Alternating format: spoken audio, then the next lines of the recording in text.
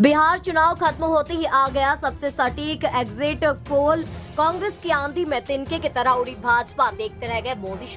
बिहार विधानसभा चुनाव में अब आखिरी चरण की वोटिंग भी खत्म हो चुकी है। वोटिंग समाप्त होने के साथ राजनीतिक दल और मतदाता दोनों ही एग्जिट पोल के नतीजे का बेसब्री से इंतजार करने में लग चुके हैं, जो इस बात का पहला संकेत देंगे कि इस बार किस गठबंधन का पलड़ा भारी रह सकता है। और इस बार बिहार में आखिरी चरण में 68% मतदान दर्ज किया गया, जो पहले चरण की वोटिंग की तुलना में 3% ज्यादा है। तो वहीं वोटिंग के बीच जो चुनावी सर्वे आंकड़े सामने आए हैं, उसमें इंडिया गठबंधन की आंधी दिख रही है और भाजपा गठबंधन को झटका लग सकता है। एबीपी लाइव ने एक सर्वे किया जिसमें बिहार का फाइनल ओपिनियन पोल निकाला, जिसमें कुल सीट 243 को लेकर महागठबंधन को 153 से 164 सीटें मिल सकती है, एनडीए को 76 से 87, जनसुराज को 103, एआईएमआईएम को 1 से 2 और अन्य को 0 से 4 सीटें मिल सकती है। इसके साथ ही बिहार तक ने भी एक सर्वे किया जिसमें सवाल पूछा कि दूसरे चरण का मतदान जारी, बताइए किसकी बन रही है सरकार।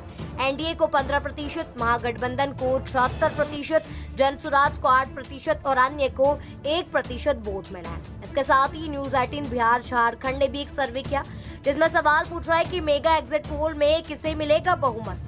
एनडीए को 16%, महागठबंधन को 74%, जनसुराज पार्टी को 8% और अन्य को 0% वोट मिले।